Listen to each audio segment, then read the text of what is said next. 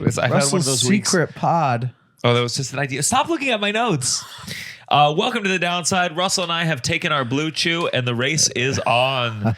Which one will get a boner first or last? We haven't decided how you win. It's notes on the side. Yeah. One page. Stop. What are you doing? Sorry. This is not entertaining. Okay. Welcome to The Downside again. My name is Gianmarco Soresi. I'm here with my co-host, Russell Daniels. Hi. And I might as well say we're here with our guest, who's a friend. Whenever I have people on, I know that you don't know that I know them like well or not. Yeah. But I know this guy. Yeah. I know this guy, Sammy Obeid. I've known him a long time, this piece of shit. We met each other in Boston way back. Yep. When I was in my scarf phase. Yeah. My scarf phase. Oh, yeah. I was wearing a purple scarf. And you were very nice to me. I did 5 minutes on a headlining show of I was yours. very impressed, mostly by the scarf, I think. It was the set was awesome, but the scarf enhanced it. I have a question about your Scarface. I remember it kind of, but it was mainly just when you did comedy. I don't remember you wearing it in life. Yeah, pretty. I think I wore it around with me. Like yeah, it was your thing. It was your comedy fun. thing. A scarf is fun. No, yeah. I just think it's interesting. My sister got me to stop. When did you stop it? Yeah. My sister's the one who got me to stop. She does all my fashion. Like she'll text me. She's like, she'll see a picture on Instagram. I goes, "What's this?" And I go, "Okay, it was for a bit." Yeah. The scarf. She told me. She said it doesn't make sense wearing a scarf with a t-shirt functionally because if it was cold enough for a scarf, you wouldn't be wearing a t-shirt. Yeah. And when she framed it like that, it made sense to me. Yeah. Yeah, it was spring, so I knew it was a prop, but it was nice. Yeah. Well, I almost commented recently on something you were wearing, and then I didn't because I was like, I don't want to make him feel self-conscious about. I was like, it was a cool outfit, and I was like, wow, that is a cool outfit, but it was like, oh, I felt like you were like, oh, you made it like you're like, and I felt good. It looked great. But I didn't want to make you feel self-conscious about it. Wait, which outfit is this? I can't describe it other than it was a cool outfit. And it was noticeably cooler than what you usually wear. You're telling me about a time you wanted to compliment me and then you didn't. No, I didn't, because I thought I would come across like I was making fun of you, like being like, "Oh, okay, cool comedy guy." Now, like I. But you can't give a compliment sincerely. No, I could have, but I didn't know through text if it would have been misconstrued as me making fun of you. I really thought your outfit was cool. Yeah. It would be weird. I feel like, okay. Yeah, no, I know. I just noticed it. No, I appreciate it. If you can pinpoint which outfit it is. There was a jacket involved. Okay, yeah. Good to know. You ever have an outfit phase on stage? You ever like wear something specific? Yeah, actually, when I started, I used to wear a baseball cap. Really? Yeah, because I used to have long hair. So How long? It was down to my shoulders. Oh my God, I can't even imagine. Yeah, so I started in 2007, and do you remember American Idol? Vaguely, roughly. Yeah, of course. Yeah. I never watched it. I never got into it. Not even the first season. No. Oh, that first season was a thrill. Okay. I don't know. Kelly Clarkson, Justin Guarini. Was that like 06 or something like that, or 05? No, maybe before that. Before that, 04. Yeah. So I started in 07. In 07, there was this sensation, this teen sensation, Sanjaya. Do you remember I remember Sanjaya, yeah. Indian kid, long hair. Yeah. And so when I started stand-up, I happened to have the same hair. Similar complexion, didn't look like him otherwise, but people on the street would be like, "Hey, Sanjaya," honking horns. It was the whole summer I was Sanjaya. So starting comedy, what an easy bit to open with. But I realized it was what'd you say? How'd you do as it? a misdirect, I had the hair up in the hat, and I would be like, "Oh, hey guys, I'm nobody special, just Sanjaya from American Idol," and then they would lose it, and then I would just tank for the next 4 minutes. Yeah. That's the stupidest bit I've ever. That they were so excited, and then you go. Yeah. Did you go not? No, they knew. They knew. At some point, they knew it was a joke. But like when you started singing, they were like, "Yeah, garbage." Yeah. Wait, I want to look up Sanjaya to see like how off this look is. I remember the hair. I don't remember the face. And you could, I mean, if you look at old pictures of me, you can see the hair. But that wasn't the hair, though. I don't think, wasn't it? It was tall, right? Or no? His hair. So he had heated styles. You don't look alike. You don't have the same nose. No. Yeah. Russell can't even tell difference. He's like, pull up Sanjaya. It's not pulling up Sam. That's the hair I remember. Oh, okay. That big this one. hair. Yeah, no, the big one like that. Oh, the big. Yeah, that's what I remember. Yeah, he had a big poof. What did a fan say to you recently? I can't say it because they listen to the can't podcast. But they said it's a funny thing that they said. But I don't want to say it because they listen. They feel like Come they on, really listen. it's a cute thing that they said. No, it's not cute. Well, can we have a little more time removed from it before we? It's being released in a month. No, it'd be more time. Okay, just All Sorry, right, another story Russell can't share. Another story Russell can't share for the podcast. I don't want to shit on a listener. It's not a shitting. I think they shit on you, frankly. No, I know that. Come on, Peter. Okay. Fuck. So I wanted to start this with a thing. I don't know if this is cruel. We can decide if it's cruel or not. But I got an email. You've been in the comedy trenches. We've been in the trenches. I got an email from a booker. And I think it really captured the spirit of what comedy is, and how ruthless of an industry it is, and how heartless it can be. Okay, are you ready? Yeah. Subject: recently had a heart attack. Oh my god. ... Okay. Hey, Gianmarco, I hope you're doing well. I actually had a heart attack recently. Had 2 stents put in, and I am feeling better. I have already started going to the gym to resume my normal workouts. But because of my heart attack, I have fallen behind on my promotions and marketing. Therefore, I would be beyond grateful if you could possibly promote my free seminar, How to Break Into Comedy, on Sunday, April 28th, to your network. I realize that you normally get paid for promoting events, so I'm very grateful for anything you can do. Well, that's not what I was expecting at all. Where did you think it was going? I thought it was like metaphorical. It's like I had a heart attack. ... Looking at your sales count, and then it was just then like, can you pick it up? Or like that. In a way, it was worse because it concluded the same way that email did, but it started with a literal. But heart attack. you could ignore that other one, and this one feels like it's harder to. It's meaner. Well, I think in a way, even though this is coming out after the seminar, this is a good plug for the Manhattan Comedy School. And that's the plug I feel comfortable giving. Yeah. Is as long as I can use it for my own. Manhattan Comedy School. That is wild. So, we can just look up who this person is pretty easily, right? Yeah, you can sign up for their seminar. I truly believe that this person will go, oh, thanks for the promo. Yeah. It's promo. Yeah. This guy is dedicated. Yeah. To this job. And you're paying, he cut through the noise. You're paying for a new gym membership. Uh-huh. Yep. If I had a heart attack, I'm trying to think what kind of favor I would call in. Because you survive a heart attack, what were you going to ask for? Like a roll. Like I think you meant like a dinner roll. No, like a casting. Hey, just wanted to let you know, Telsey, I'm back on the market. I recently had a heart attack. Ready to be back on stage. Yeah. I had an actor. They had a baby, and they said they were going to the agency to bring the baby over to make them feel bad, to give them more auditions. Really? I wouldn't think that. I would be like, if I was casting, I'd be like, oh, they got a lot of baggage. Maybe that, like, I wouldn't think like, oh, we need to give them a role. Sammy, I think they have other things going on in their life that, they don't need this. Sure. They have a kid. Sammy, your heart feels heavy. How are you doing? You could tell. Yeah, I could tell. I had a heart attack as well, actually. Yeah. This is the downside. Yeah. 1, 2, 3. Downside. You're listening to The Downside. The Downside. With Gianmarco Soresi. This is The Downside with Gianmarco Soresi. I can feel the blue chew kicking in, but I'm not going to let it win. If you're a fan of the show, join the Patreon, patreon.com. The reason I'm making that joke, we had a clip about Blue Chew, and they reached out to us. They did reach out. And I'm trying to get that sponsor, baby. We're here for you, Blue Chew. We'll do whatever you want. If you're a fan of the show, join the Patreon, patreon.com/downside, bonus episodes, live episodes, my comedy special, The Rats Are in Me. I have a dumb thing because we don't really have real ads for our podcast yet. Yeah. What happens?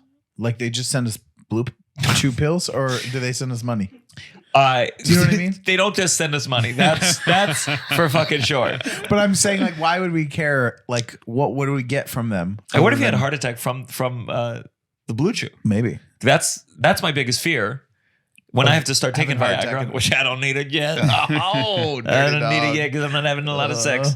But it's not good. It can give you a heart attack. Yeah. Yeah. And man, that's a brutal way to die. because you're leaving that person really fucked up. You want to finish quickly before. That's what you're gonna do? You have that heart attack? You're like, let me finish one more time. Kind of a noble way to go out. Yeah. No, you think so? Okay, so you're making love to your wife, presumably. Yeah, you don't say it like that. And you feel as opposed to what, my pets? Like what? Okay. Is this a PG-13 pod or what? Yeah, the way you said it. Making was love. Like, you've gotten married and you've consummated. So you feel that heart attack coming on. And you're like, I think I'm going to be dead in 15 seconds. Yeah. Are you completing? No. I think in real life, I'm screaming and I'm sad and I want more. I want so many more years of life to live. And that's all it is. That's all that comes out. It's like overwhelming to think of all the things that I would try to do in those 15 seconds, What is he going to try to do? Get one last dinner rolling? No. Well, I'm finishing for sure because that's my kink. Almost dying. Yeah. Almost dying. Yeah. So what they do, they could send free blue chews. They could send a little backdrop. They could say, a lot of these, you bring in the reps to discuss like, hey, if they do 10 promos, we'll give them this much. But then they scurry away. So great. They probably have like a shirt or free pills. So why do we need advertisers? None of that sounds good. I want money. Sammy, how are you doing? Not too well after the blue chew. Yeah. I'm doing all right. Can't complain, I guess. You can't? No. Well, you're gonna have to dig deep. I know. I'm on the wrong show. I'm on the wrong show. I things are going well for me. You're touring viciously. Touring. I saw you going added well. a third show in Boston, a 3 p.m. show. Yeah. Really? Wow. Yeah. We're in the matinee phase. Now let's jump right into it. You're half Palestinian. Yeah. You've been talking a lot on stage. Yeah. Discussing it. And you were doing this before the last year. You had a bit that went viral for a while at the Comedy Store, no less. Yes. Very bold. That one. And how would you describe that bit? How would you summarize that? Well, that was an interesting night because it was in 2019. I was booked to perform on a fundraiser with Sarah Silverman, some other heavy hitters. Mm-hmm. And it was for an organization that I know has a very difficult history with Palestinian cause, Palestinian people. And so a couple of people saw that I was on the show and they're like, hey, just like letting you know, like they're probably using you as like a token or whatever. Oh. And I was like, oh, it's going to be a great opportunity. Yeah. And so I got a +1 and I asked him to film it. And which I don't know if that was, against policy, whatever, but he just, held up his phone very discreetly. And then to be honest, man, when I got there, I was like, I don't know if I'm gonna be able to do it. Like it was just the vibe in the room it's just scary. Felt, because the show was stand up against hate, right? Which is like, hey, I'm all for that, but there's an irony to it because if you look at this, it's such a generic. I can't handle stand that up shit against anymore. hate. yeah, if you look at this particular organization's website, it's hilarious because they're like, oh, is it Blue Chew? It's Blue Chew. Yeah, exactly. Blue Chew. Exactly. It's you know why it's blue? It's for that Israel flag. And it's like they're like, oh, this is the stuff we've done in the last 100 years. We've stood up for civil rights and black people. You're like, awesome. We've stood up for LGBTQ. Awesome, great. And then they're like, the Palestinians aren't a real people. They deserve to, it's just a hard shift when you get to the issue of Palestine. This is like in there's their such blurb. thing. Yeah. Yeah. Yeah. And why include that? Like, you'd think they just admit it. Yeah. It's just so weird. And it's just like, okay, does not anybody notice this? So then I did my set. I just did like math jokes for like 5 minutes and it's just like really like lighthearted, fun stuff. And I mean, I know math, irony, but like they were into it. Okay. This crowd was into it. And so, and then like they were all on board. And then I was like, I'm Palestinian American. And then there was like a gasp. It was like a literal gasp, but like they were still fine. I just had to kind of like work them in, then I did this whole bit about the geopolitics of where is Bethlehem. And I wasn't expecting like it to land, but it there was enough people in the room to make it land so that it worked. Yeah. And then my after comment was like, you know how hard that is to do that in this room, but I did it.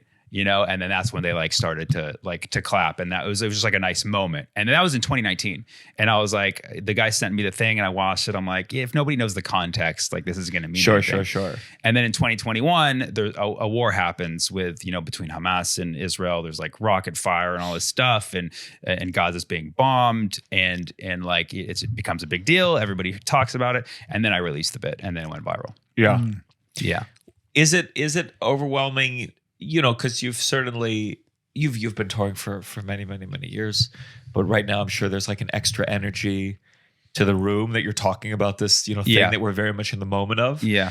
Is it overwhelming to go, oh fuck, I gotta write a students on college campus bit now? Right. Yeah. Oh, definitely. Like last night, for instance, like, it depends exactly on the locale, but like in certain regions, like for instance, last night, because I've been doing a handful of shows in New York City. So like last night, everybody was there for that topic. And so you could tell everybody was thinking about what's going on at Columbia right now, what's going on at colleges, and people were a little bit somber.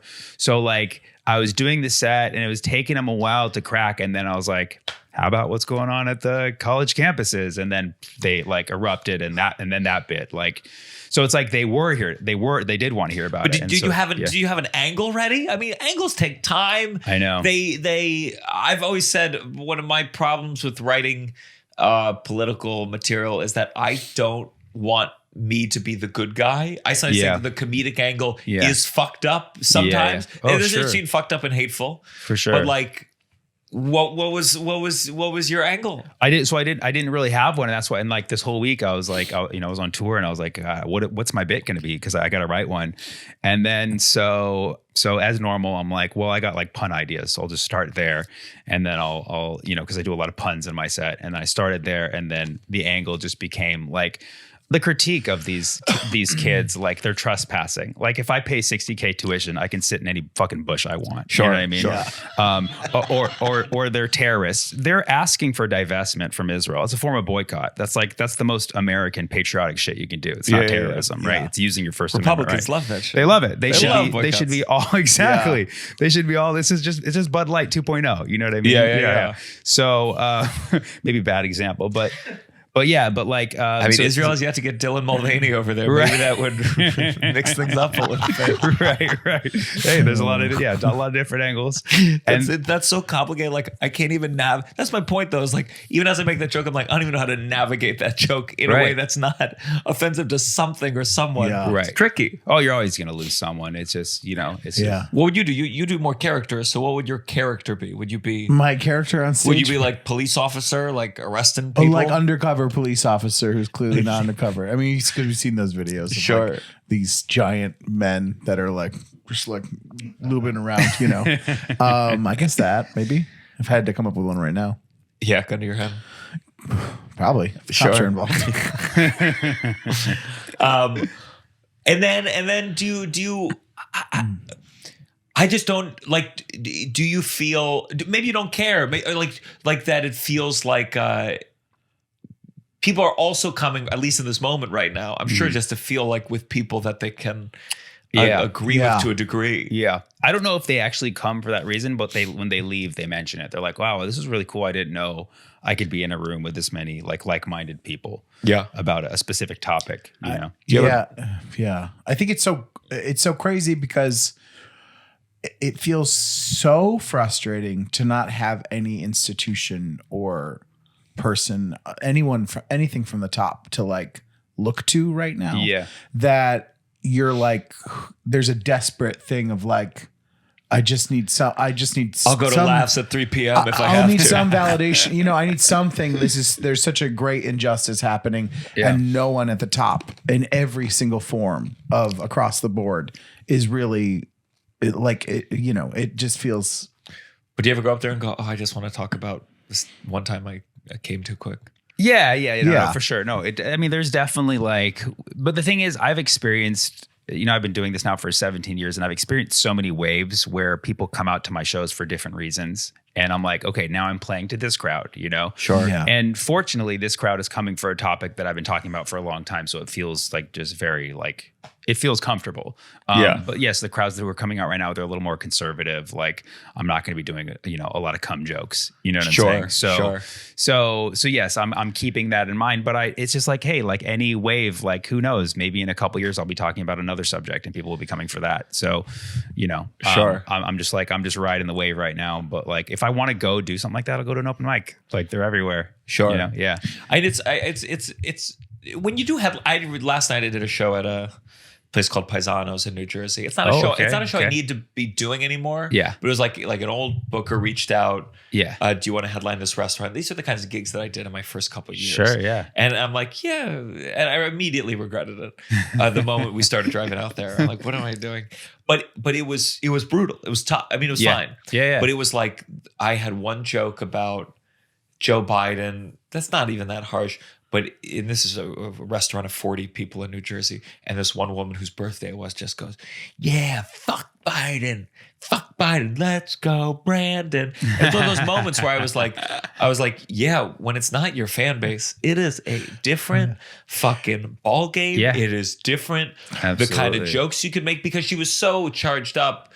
There was nothing. You couldn't play with her. Yeah. You couldn't play with it. It's also such a unique feeling when you're like, I hate this person too, but we hate them for different reasons and I don't like yours. Of course. And you're you're like how to navigate that being like cuz it's not you're like you want to argue with them about it, but you're like ultimately we both hate this person. But and I think I've said some version of fuck you to her. It was not good. I didn't handle it. I thank God she was like fun in a fucked up way because she did not get offended.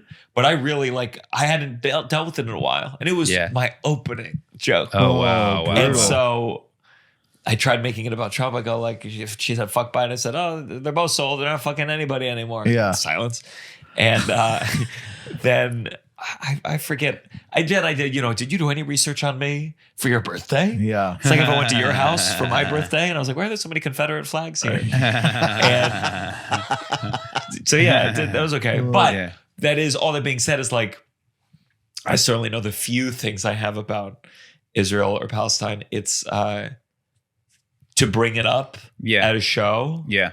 Especially because I have a lot of Jewish fans just because I'm Jewish and I've made some Jewish jokes, and a lot of them just assume that politically we're on the same page. Right. The same way every post with my girlfriend, I get a comment that says, "Wait, I thought you were gay." Yeah. It's the same way that every time I post something critical of Israel, I get, "Wait, I thought you were a Jew," and I'm like, "Okay." Yeah. By the way, that was true. My manager called me. I said, "Can we get Russell's wife a comp for the podcast live?" The manager calls me immediately. Wait. Russell straight? Russell, your podcast co-host? I know. It's the biggest kept secret. It's so funny. Yeah. I present pretty gay. And I'm in Titanic. I've heard you talk about Sydney Sweeney enough that you don't present as gay to me at all. I know, you presented me as very straight. But you know me, and I'm a gentle, bigger guy, and I'm in Titanic. I don't see you as gay at all. I think. What did you think? Were you surprised just now? Are you holding back shock?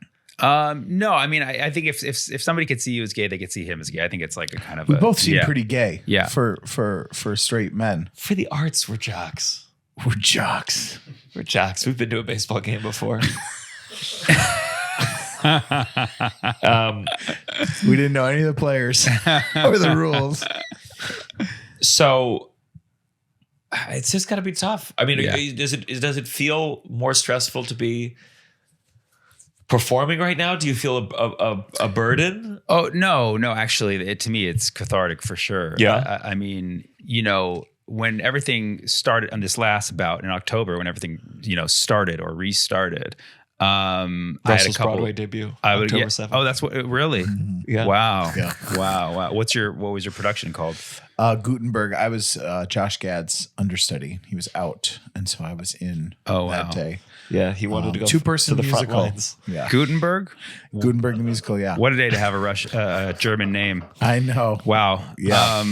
Man, yeah. Yeah, wow. I didn't know what was happening until later on. Okay.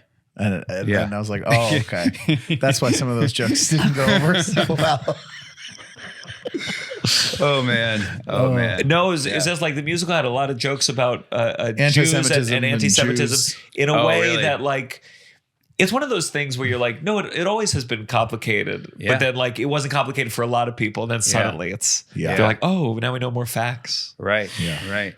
Yeah, I was, for those first few weeks, it was just very difficult. And then one of the first shows I did was I popped in at your show in Chicago. I did a guest spot on your show. Really? Yeah, that was like the second show. I had done a show the night before.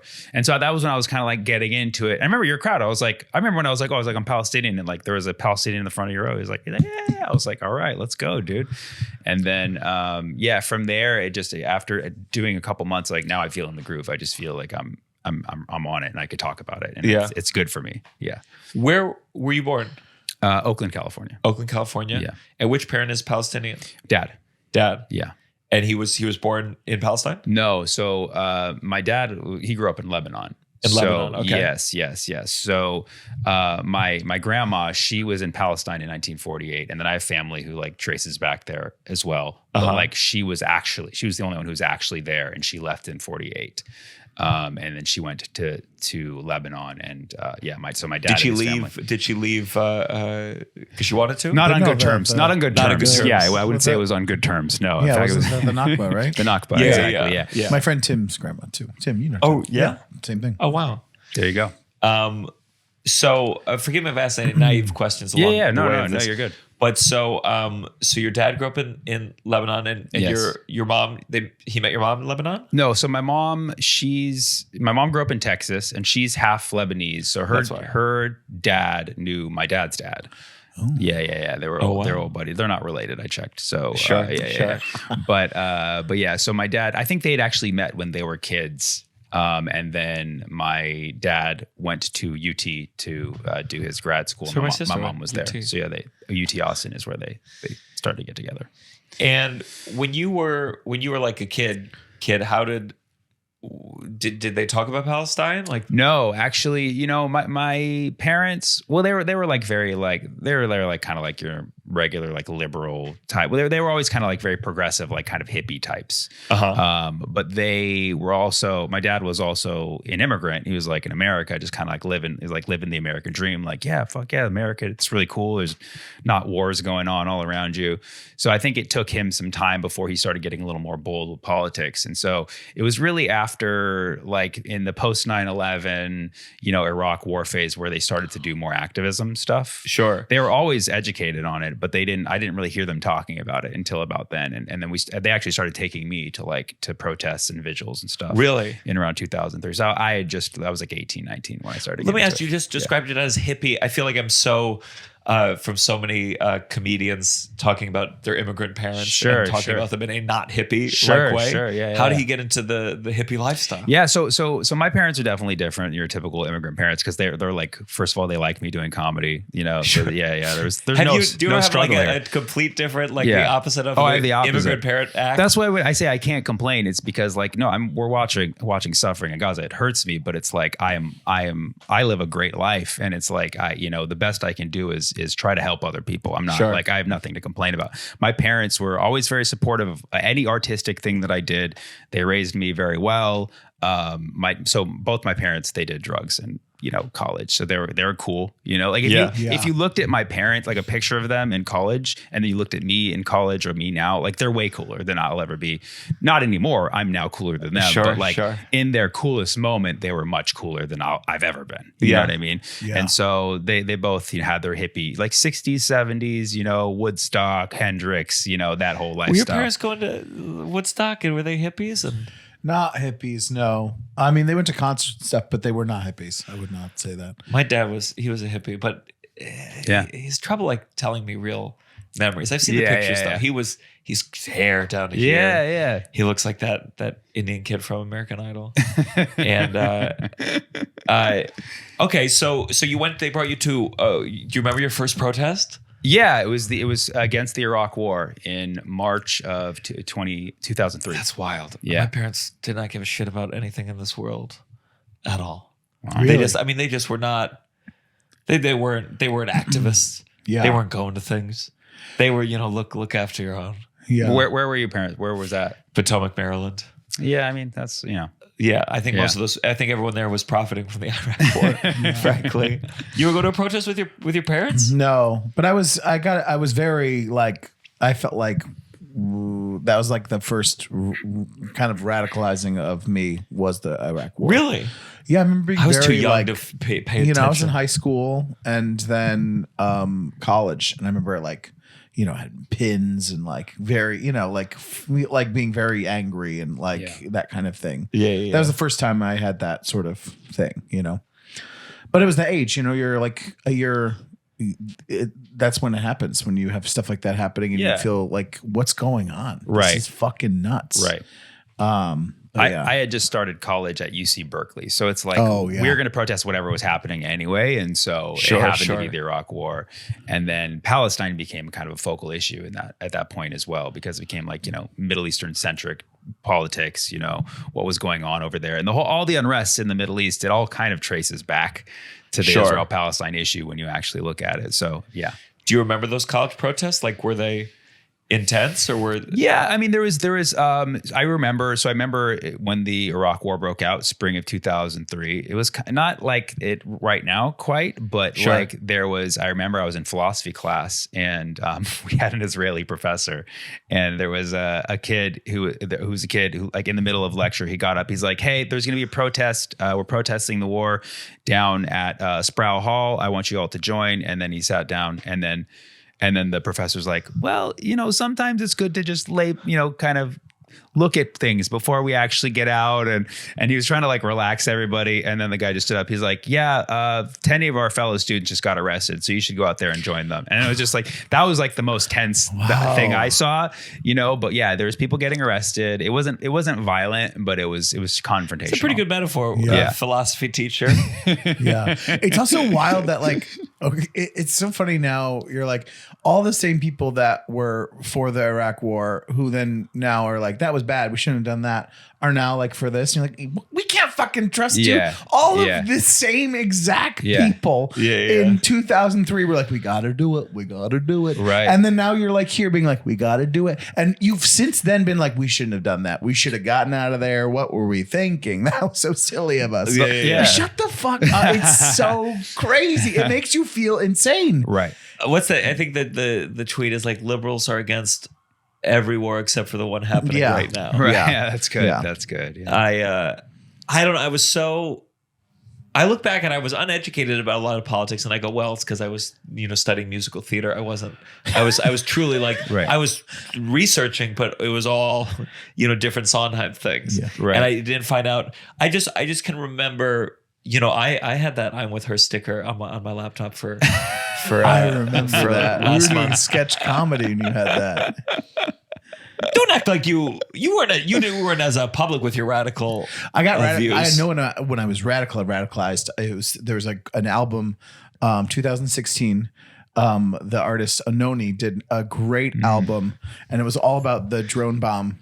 Drone, it was all. It's this beautiful kind of dance record, but thing. Yeah. And I had it was listening to it, and I was wait, what? And then I felt all of a sudden I was my eyes were open, and it was very silly. It was not the news. It was I listened to this album I really liked, and it was her first song on it is called Drone Bomb Me. And I was wait, what's going on? And then I read and then I was reading all these things about it. I was this is crazy. And that's when it happened. And then I really turned it. It really shut something off and on inside of me, where I was oh fuck, this whole thing is fucked. I mean, and it has been for our entire thing. Can you imagine if fucking Taylor Swift would fucking do one goddamn song called Drone? Anyways, this is Drone Bomb Me. It's a beautiful song. I just remember I just remember the ease with which I was that I bought into the system of conservatives bad and liberals good. Right. And not questioning this supposed good side, or investigating the way it was more it's just right. I don't know. I think for a lot of people, I'm sure a lot of people are having the new challenge. I feel with Trump's things felt so easy of well, this is clearly bad. or like when it comes to like pro-choice, it feels very easy to just be like, come on, this is insane, right? And they play on young people like ourselves desires for progressive issues like abortion, and they use that to manipulate us. That's what they've kind of been doing for years. Like I don't, I'm not trying to be preachy, but like having come from a family who's like very pro-Palestinian activists, like we saw through the Democrats' bullshit like a long time ago. Yeah. And so never ever like through all these, I'm surrounded by people who are like liberals and like super Democrat. And I'm like, I get it. I'm with most of your values, but like the Democrats as an institution are just corrupt as corrupt as the Republicans. When was the last time you were like early Obama? Were you? Yeah. Well, I thought it like, most people thought that was a cool moment, to have a black president, like, and that was cool. And he's funny and he's a great speaker, but he sent drones to Syria. He fucked up a lot of, civilian livelihood and infrastructure in the Middle East. And like that totally got slept on, I think there's such a degree where I'm like, what is it with people's need to like who's ever in charge or to praise them? Right. Like they don't need it. They're the most powerful, supposedly the most powerful person in the world. Right. They don't need you to also gather and cheer them on. You can just be brutally critical of them. Right. And you don't need to, and that's what what Trump, I think, brought out even more in people was just this feel like we gotta, riz our guy up. We gotta get excited, get pumped. And I'm like, you can be critical. I don't know, man.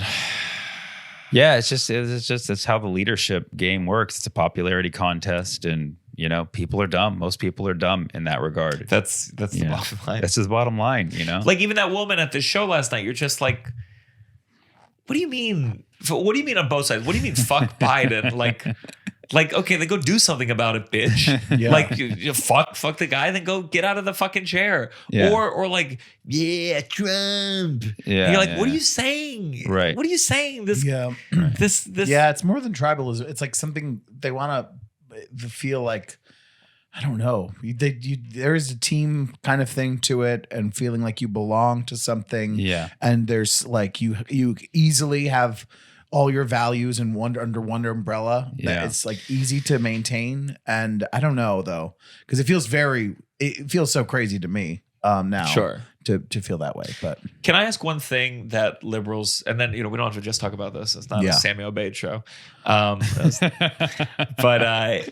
one thing that I think liberals will say, especially when I say liberals, big L liberal.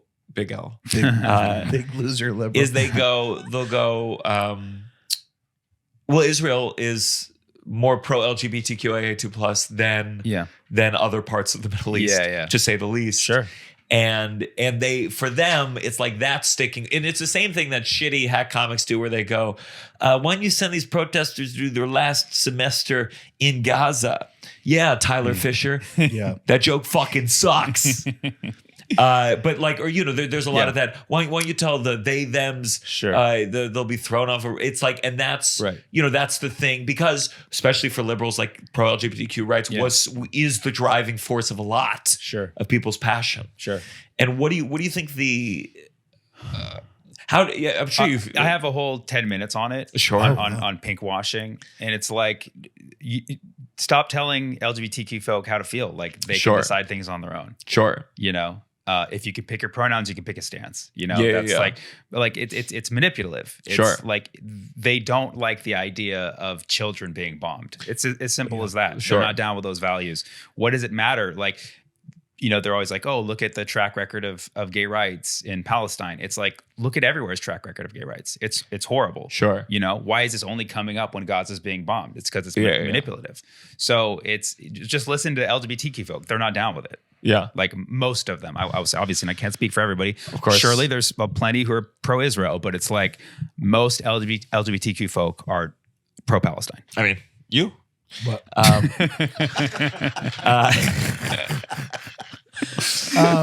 it's very condescending.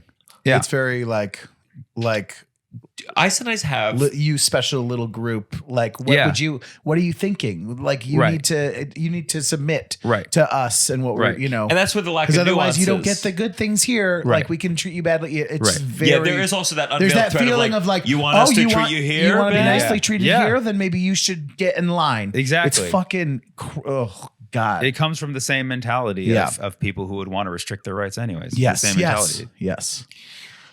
Sometimes I whenever I see people just so like black and white talk about Israel, I think about, I go on Twitter, which of all the social media apps is the one where the least censored of them all. Sure.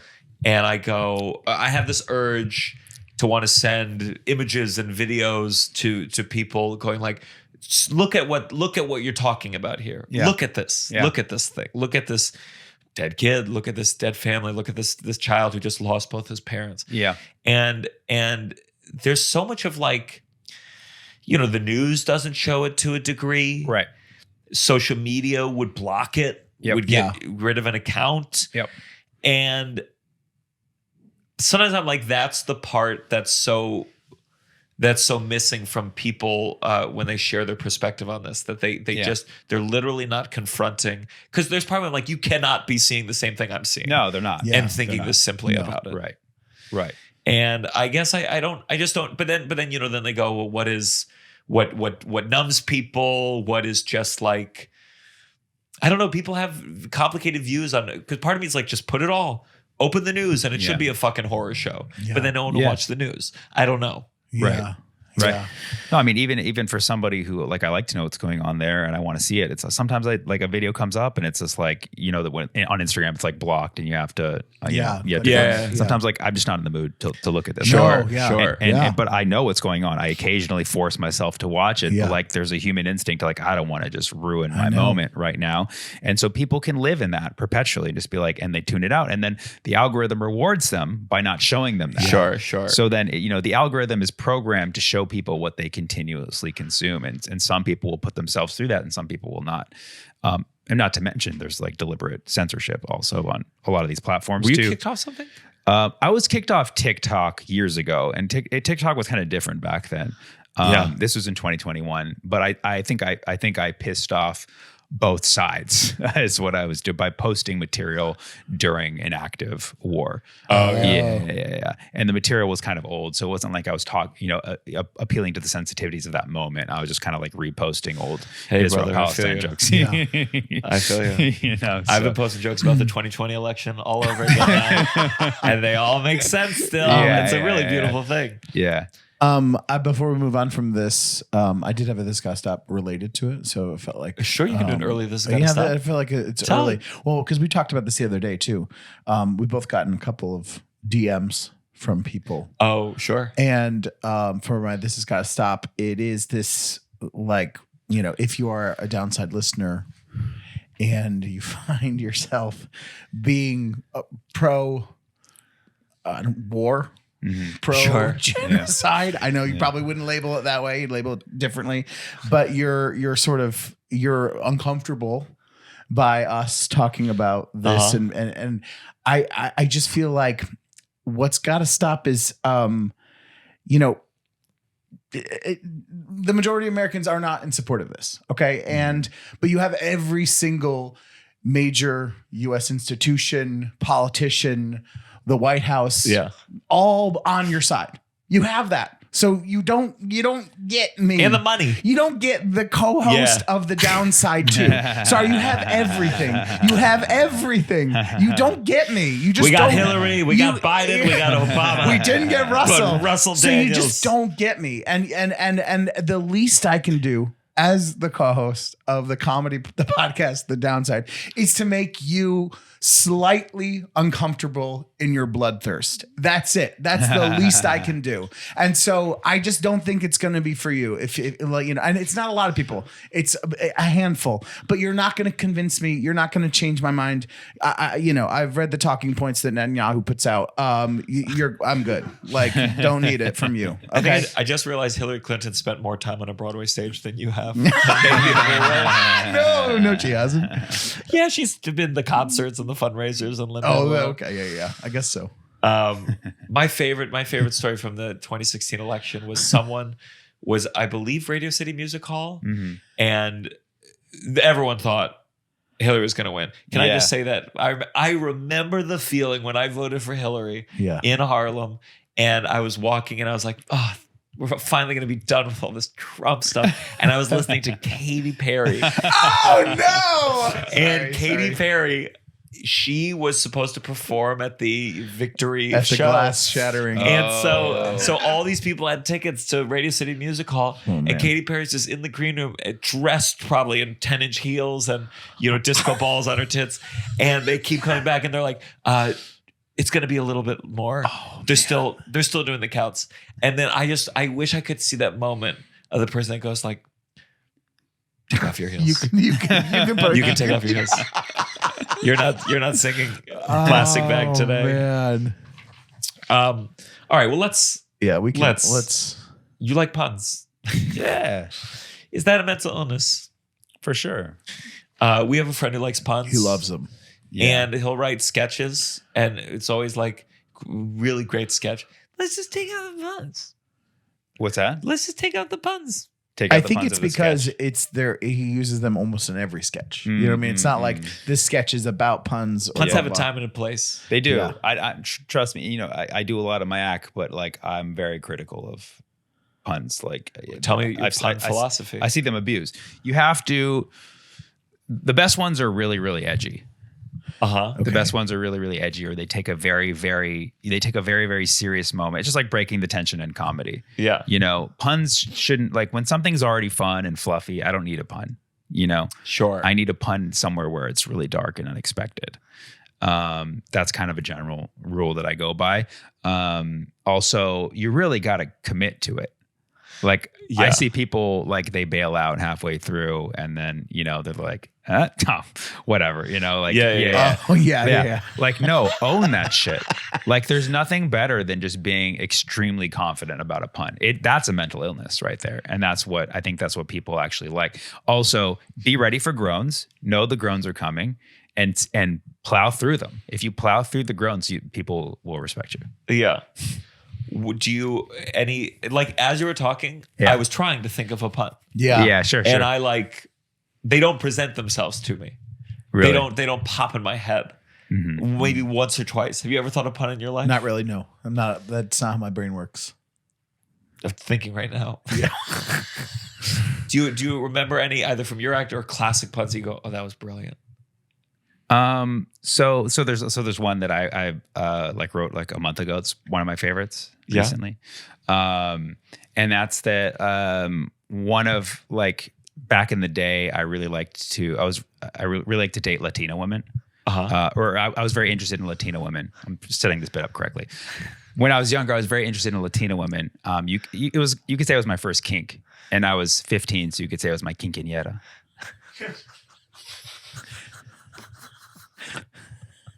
Yeah, I almost cried when I wrote that one. I like that one a lot.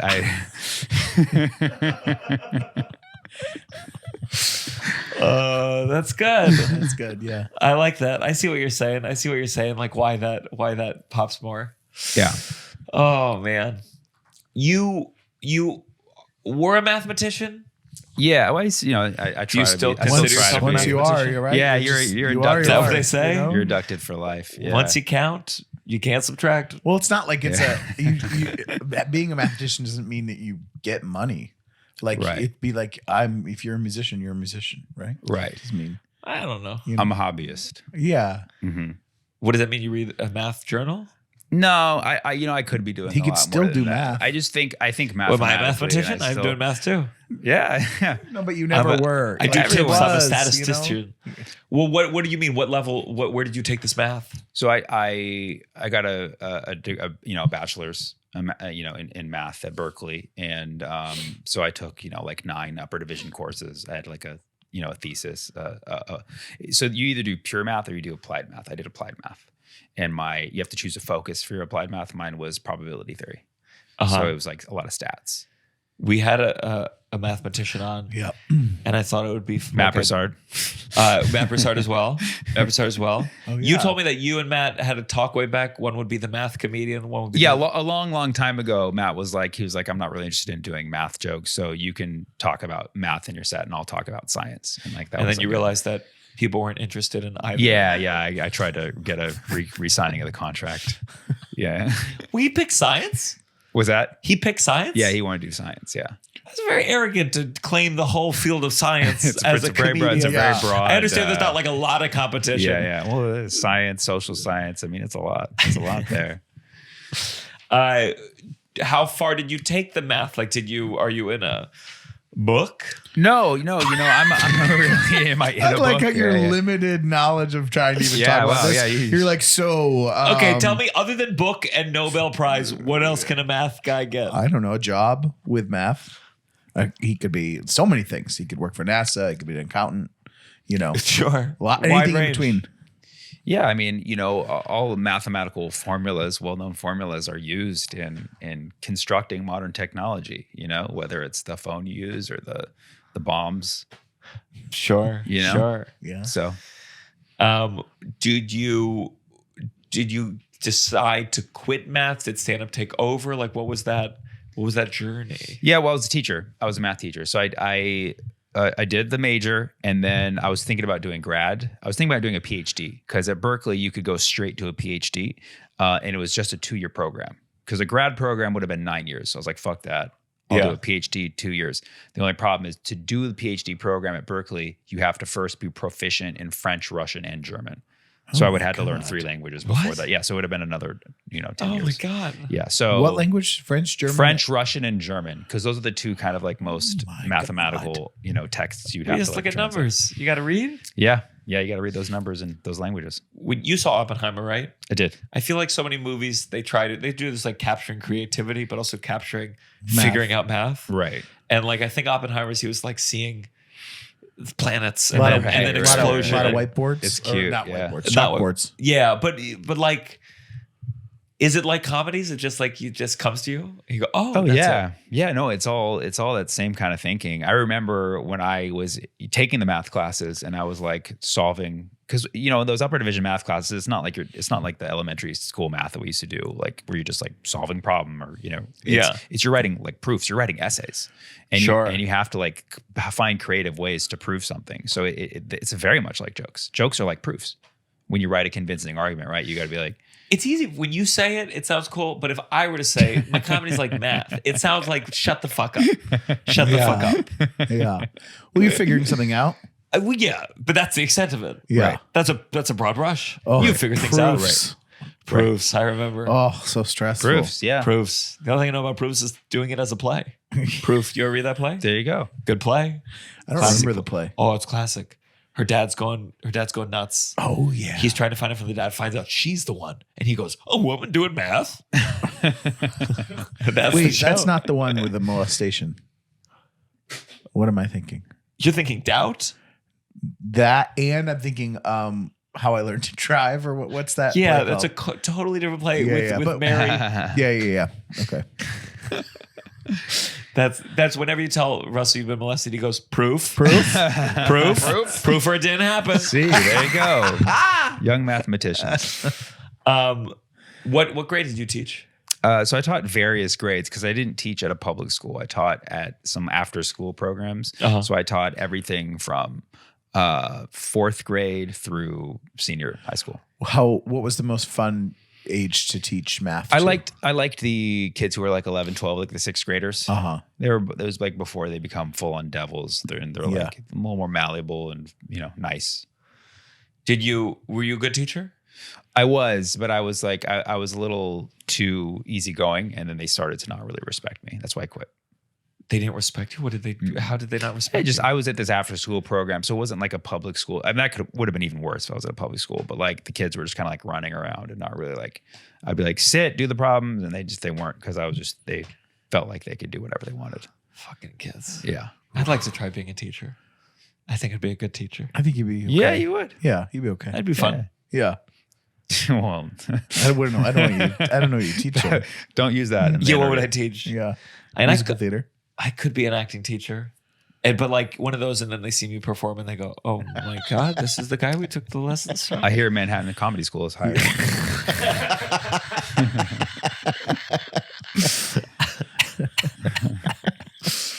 Oh man.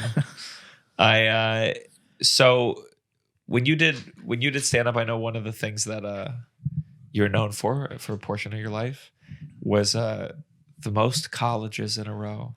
Oh yeah. Really? I don't know if I actually hold a record for that, but I booked something like 150 colleges in 2013 and 2014. Oh my Do you know how crazy that is? Yeah. Do you know how crazy that is? That is really crazy. Yeah. Was it a nightmare of a year or a fun year? It was, when I didn't know how to do it at first, it was horrible. It was horrible. In fact, the very first college tour I ever did, I lost my driver's license at the very beginning.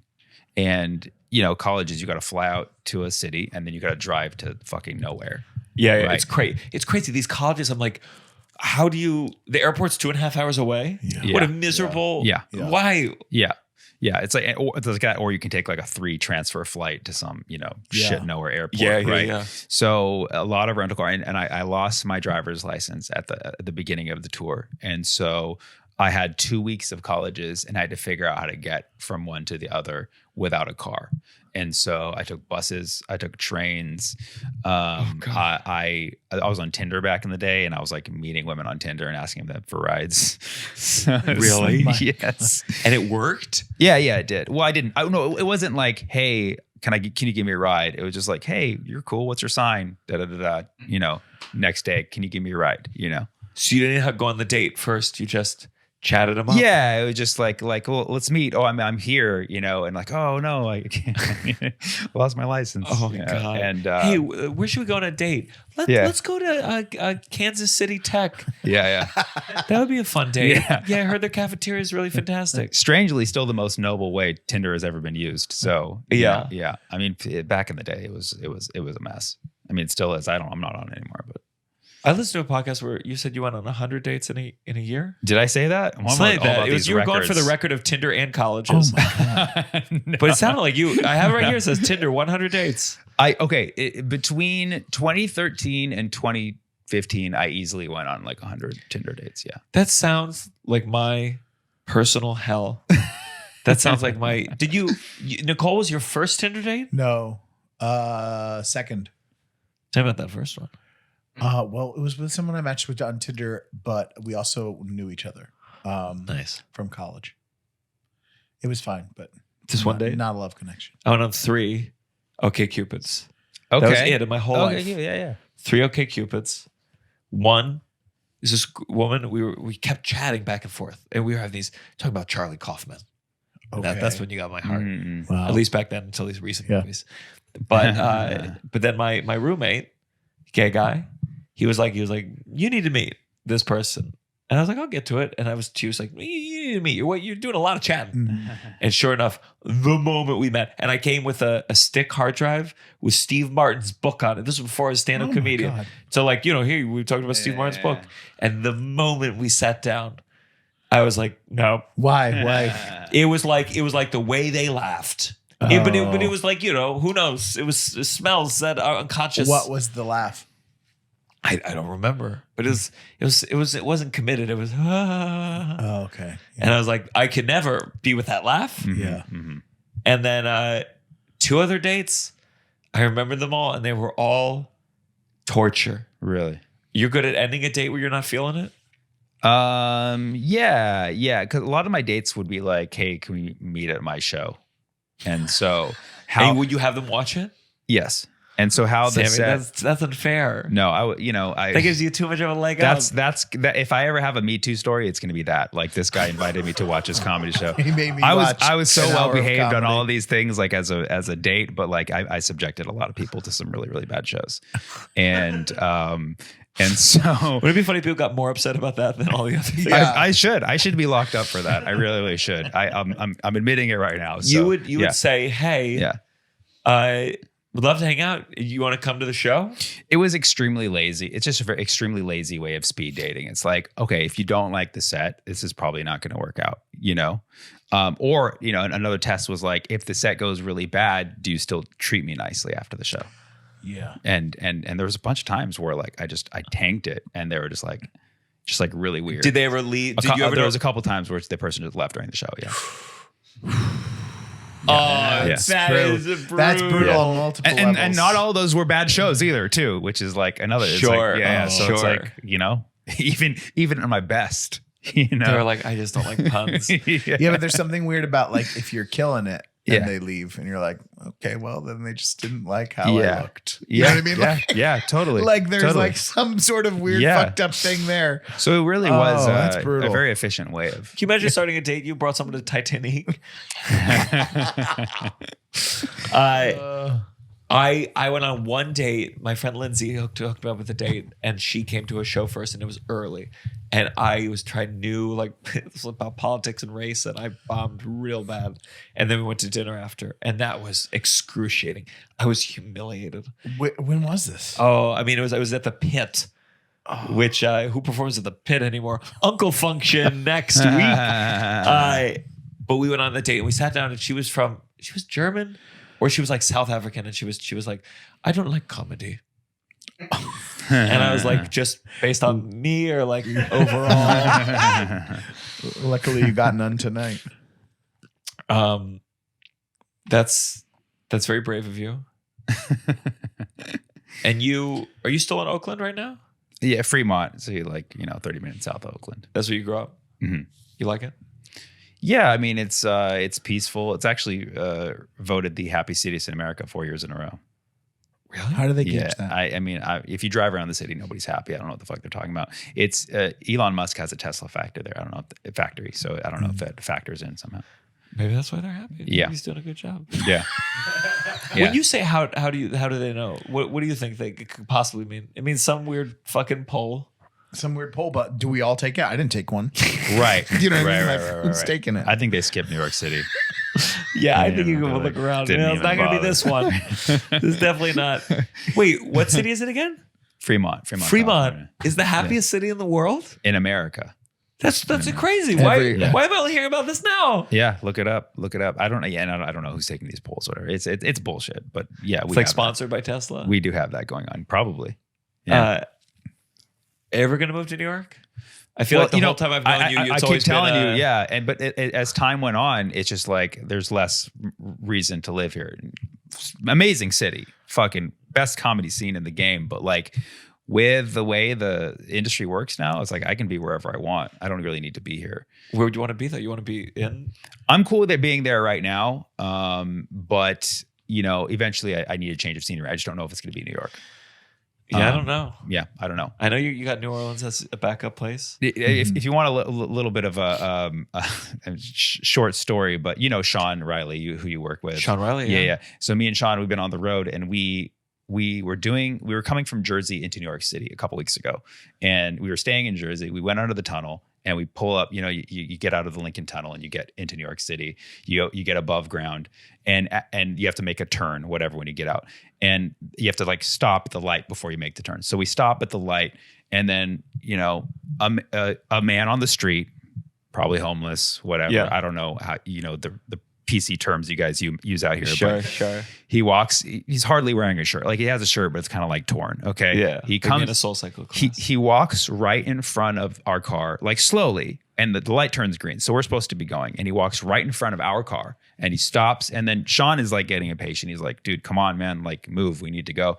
And the guy kind of picks up on that and he stops, looks at us directly through the windshield, and then slowly raises an air gun.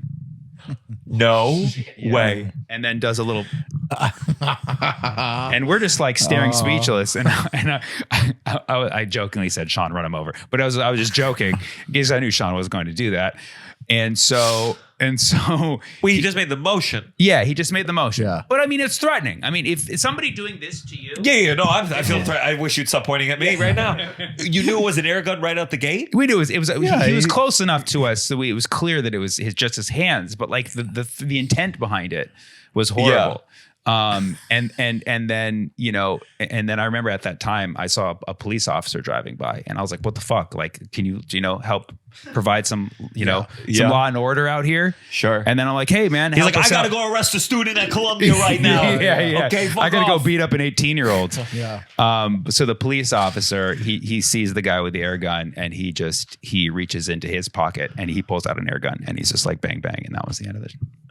I'm just kidding. That didn't happen to the police officer. But there is no law and order. I was like, police have air guns too.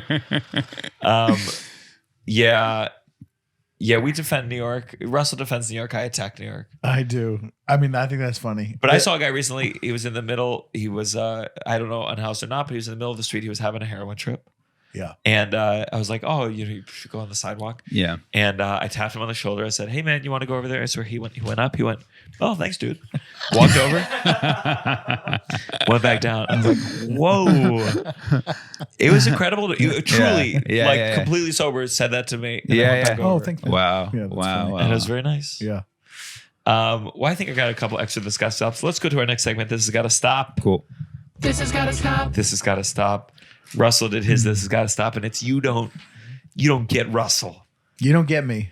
You don't get him. Is that you spelled my name wrong? Yes, I did. What does it say? Oh, so I wanted to say we haven't done street jokes in a long time, but I did Passover at my girlfriend's family's house, and you know what's weird about, and I'm talking about the Jews specifically, is all like so many of the tradition, like they were doing things where they had to put aluminum foil. I mean, you put aluminum foil over all the things that are not kosher, and not just kosher. There's kosher, and then there's Passover kosher. There's different degrees of kosher and different signs, and you put aluminum foil over all the things that are not Passover kosher. And you ask like, well, why? How do we get to this? How do we get to this? It's so complicated. Yeah. And Jews will explain to you like all the different steps of why this thing that doesn't make any sense, and they know it doesn't make any sense, but then they still do it anyway. Like if you talk to like a Christian, I feel like about like a sin or whatever, they're like, well, because it's a sin. Yeah. Like the bottom line is because it's evil or because it's good.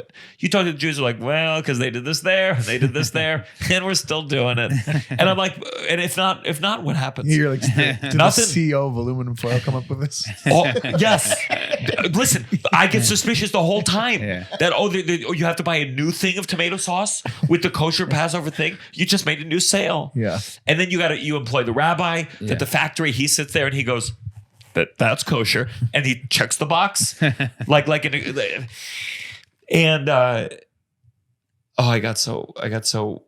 just think it's so strange where like with there's no punishment. Christians, there's hell. You don't do it, you go to hell. Jews, it's like, well, you don't do the thing. You should do the thing. Yeah. If you don't do it, that's fine. Do the thing. And you're like, how do you continue the motivation for all these things? And then I went to dinner, and then someone brought a wine that was just kosher, but it wasn't Passover kosher. So there was a crisis in the kitchen and everyone talking. But Tova's dad has a lot of good street jokes. Uh-huh. And I guess someone in Tova's family, I believe her great uncle, could be wrong, was Princess Diana's bodyguard. Oh my God. Did do a great job. Well, but he did well. Wasn't the bodyguard's fault, it was the driver. No, he wasn't there for that. Oh. But apparently he said Princess Diana told him this joke once. Oh, that's exciting. Let's see if you know it. What's better than roses on a piano? What? Tulips on an organ. Oh. Did you get it? No. Can you explain? Okay, I'll do it slower and then you get it. Yeah. What's better than roses on a piano? Two lips on an organ.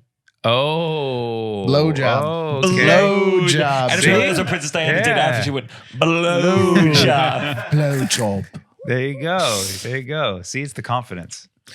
This gotta stop. I'm just gonna do two quick ones to make it for Russell going early. One is, okay, we all get on elevators and the elevator's full. Mm-hmm. And you're going down, you got 9 more floors to go. And what happens? It opens up on every floor and someone looks in and goes, oh. And I go, no one's No one solved this. Yeah. No one's come up with a weight thing. No one's come up with a reader where you see 10 heads, you go, no more. And it's just one of these things never been fixed in my entire life. And this has got to stop. I'll come back. Do you have this got to stop? The first one that I thought of was being asked to prepare stuff for podcasts. Great. All right, we'll go back to me, then we'll go back to you. I had one elevator one that I forgot. So I was at a hotel, and it was a woman and her 2 kids.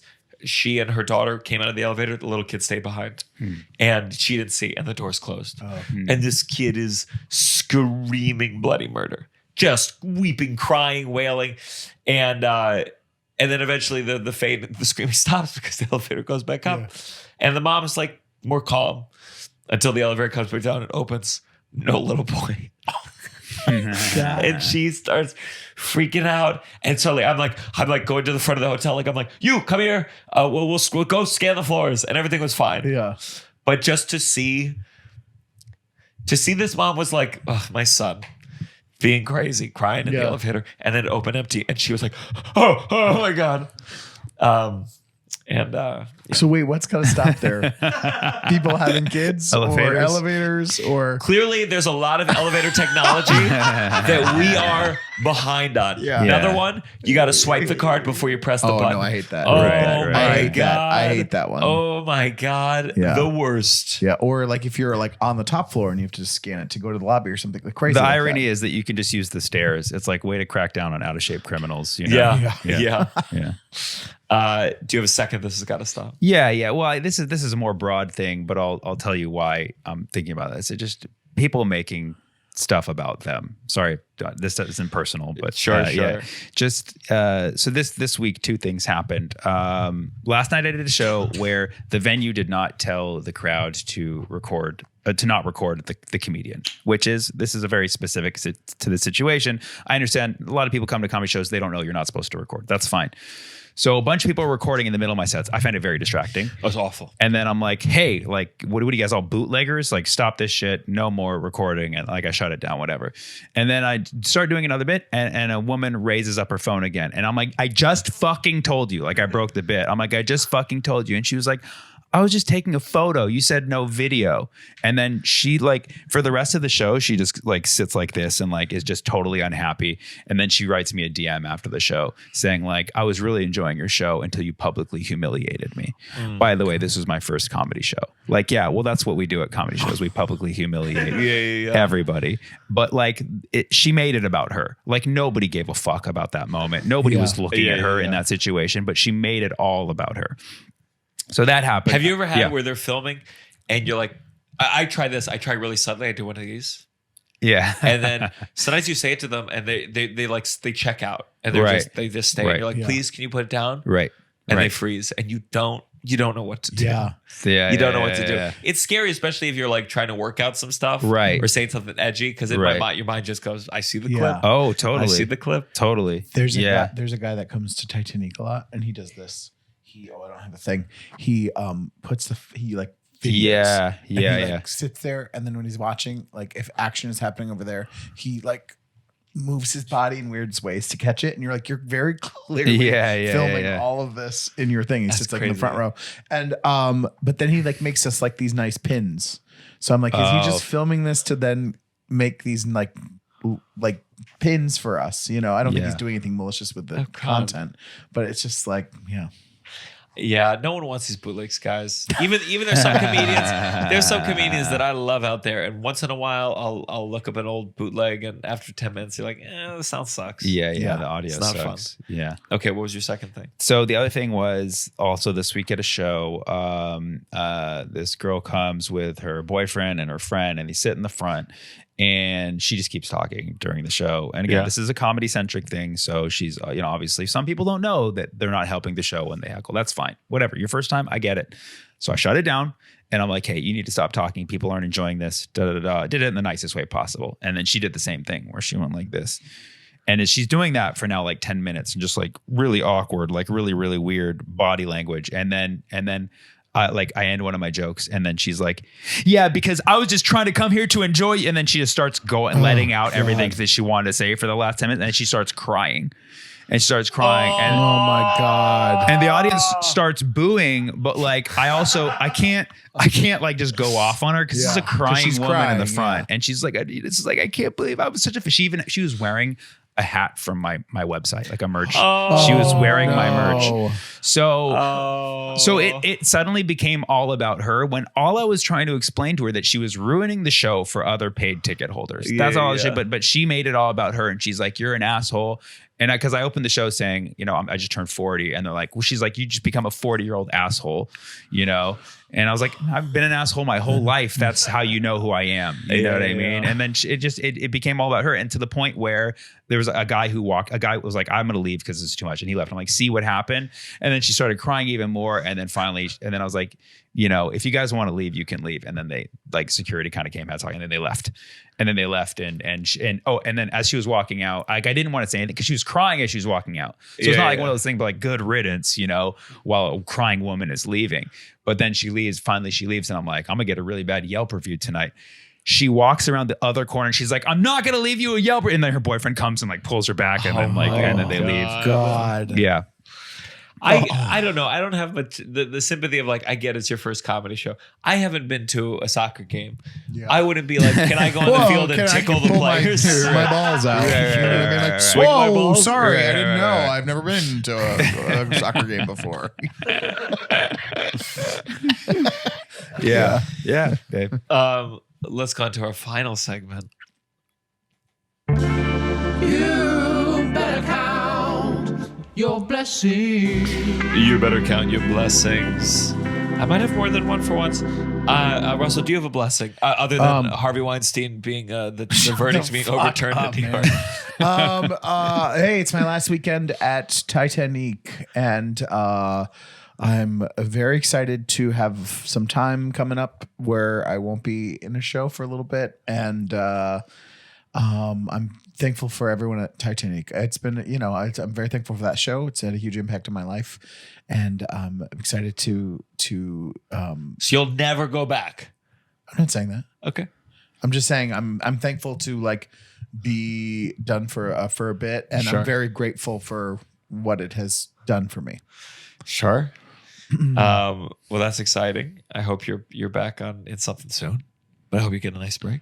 Yeah. Do you have a blessing, Sammy? Where did my blessing go?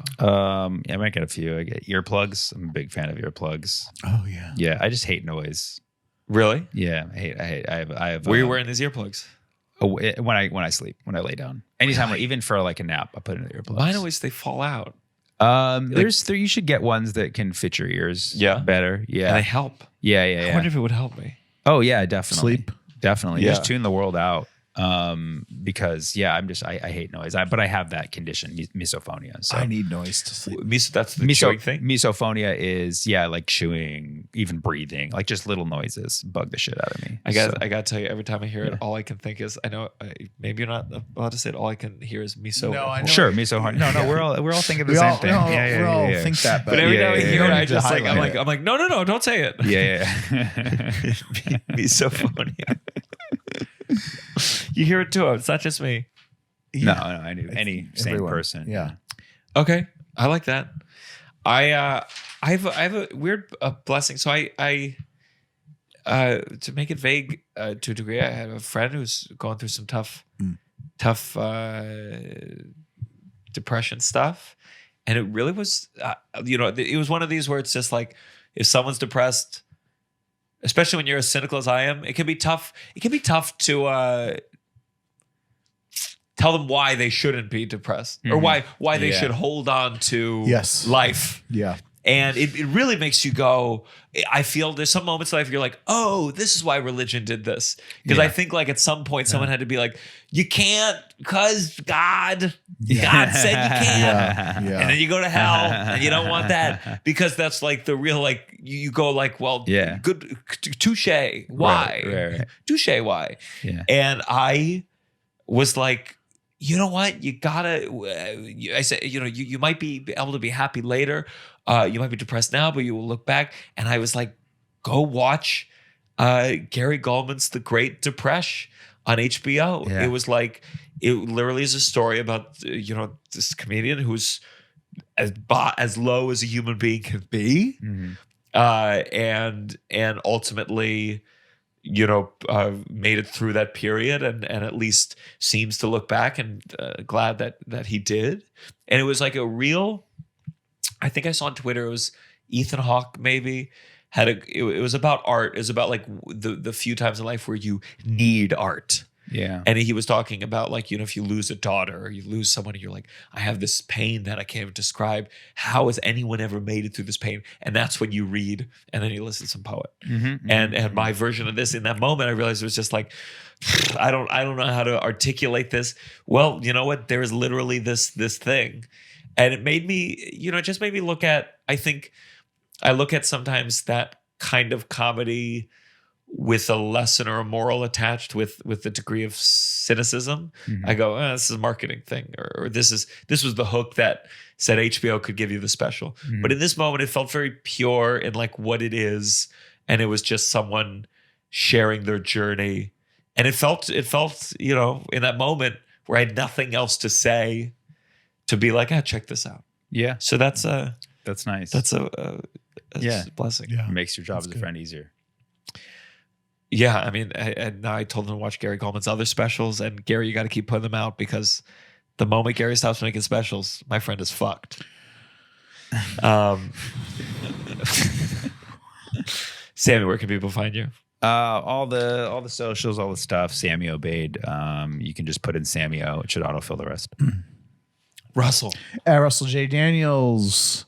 And this is out after any show I have. So free on the market to be employed. Casting directors, please put Russell in something. Put me in something. Our LA Downside live show, which we will have already taped by the time this comes out. Yeah. It was with Moshe Kasher, and it will be available in full on the Patreon, patreon.com/downside. We sold it out. It's our biggest space to date. And we do Downside lives here in New York. So check it out on my website, link down below. Come see us live. And we're still finalizing the details, but I think Russell and I, we're gonna do a little East Coast tour. Little 4-city tour. So and those shows, they're only gonna be available on the Patreon. So again, support the podcast, patreon.com/downside. And tell me one more pun to take us out. I know you got one more deep down. Sure. Let me give you something. If you can beat him, Russell, you can. No, have I it don't. too. Yeah. Why would I try? I don't have puns. Can you give me a topic just because my head is. Oh wow, we can just give you a topic. Yeah. Food. Okay. Yeah, that's so broad. Firefighting. Wow, I'm really bad at this. We'll take time. We'll shorten it in post. Yeah. Okay. Okay. Trying to think of one that I wrote recently, so I can also use this as an opportunity to try new jokes. Sure. Use that as an open mic. Yeah. I'll think of a joke I wrote recently. What do you think?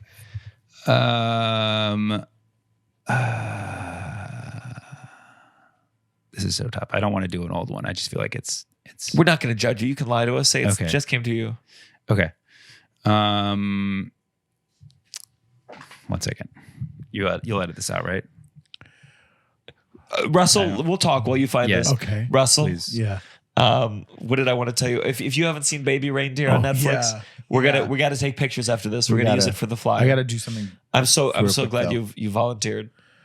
Why? I didn't, because I don't want to just come to you every time and go. Every time there's a fat person, say, "Hey, well, to be do you want to do fair, this fat thing with me?" But also as a woman, that's your specialty. Yeah. She has my whole heart. Have you finished it? I have 2 more episodes. No, I've only watched the first 2 or 3. It's captivating. Yeah. We're gonna get him on the pod. Just haven't had time. We're gonna get her on the pod. Would love to have her on the pod. And she'll be a fan. I heard that the real woman. No, don't say anything. Okay. Don't say anything. Oh my God, I can't believe you almost did that. That's what this has got to stop. People will say like, oh, I'm not going to spoil it. I'm not going to spoil it. And then they say something. They go, oh, well, that's like the time he killed that I don't woman. think anything I would have been saying. It's all in the synopsis. Like I was going to say about the real woman. I'm going to kill myself. No, I don't. What? She just. I think the woman it's based on what was? Oh, I don't want to hear it. I don't want to hear it. I don't want to hear was it. mad about how she was portrayed. Russell, because now I know that she's alive. Oh, Don't you understand? Oh, I don't know. Don't you understand? Oh, I see what That's you're what I saying. mean. Okay, we're gonna have to edit that out. No, we're gonna keep it. Everyone will have seen it by now. But that's my point. I didn't even think that was on the table. But that's okay. but that's a perfect explanation of my point. Okay. Is that now if there's any moment where the question is, could there be a suicide? I go, well, no, there's not. Oh, I see. Do you see what I mean? This is what happens where people don't understand. I never thought someone like that would ever kill themselves. Do you know what I mean? Sure. In my mind, that person has too much of a drive to live. Oh, here's another thing I learned is that there's a kind of Jew called Black Hatter. Okay. I can't believe that I'm still learning about different kinds of Jews. And it's different than Hasidic. It's different than Chabad. Yeah.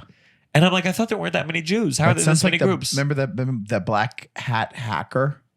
Sure. Do you remember that? Sure. I never saw that movie, but I really hated it. Like hacking movies are the worst. I know, because it was Hemsworth that was the hacker. And he's like, I'm a hacker. And you're like, you're not a hacker. A hot hacker. You know what I mean? Like hot people like, don't hack. I'm the black hot hacker. And you're like, no, you're not. You're a Hemsworth. Shut up. We need movies. I want hackers to be uggos. Yeah. Show me an uncharismatic too. You got one? Oh yeah. I got like 3. Great. I was trying to look at like ones that I wrote in like the last. Okay. I'll give you a recent one. Because I post about the genocide in Gaza, but people don't believe it's a genocide, so they won't even comment on my post. They'll just direct message me. They'll be like, "Oh, I don't think it's a genocide because it doesn't feel like a genocide." Oh, we're going by your feelings now. It's like, why don't you just comment this on my post? You know, yeah, you had to genocide into my DMs. Oh, that's good. So it's like a dark topic, really, really corny joke. You know what I mean? I'm actually creating a Instagram account that's like all of Andrew Tate's clips, but it's just for children. It's Tater Tots. I hooked up with a contortionist recently. He was cool. Oh, you don't like twists? Oh, that's a good one. That was good because I was really like, oh, that one needs some. Oh, this is the downside. 1, 2, 3. Downside. You're listening to The Downside The Downside. with Gianmarco Soresi.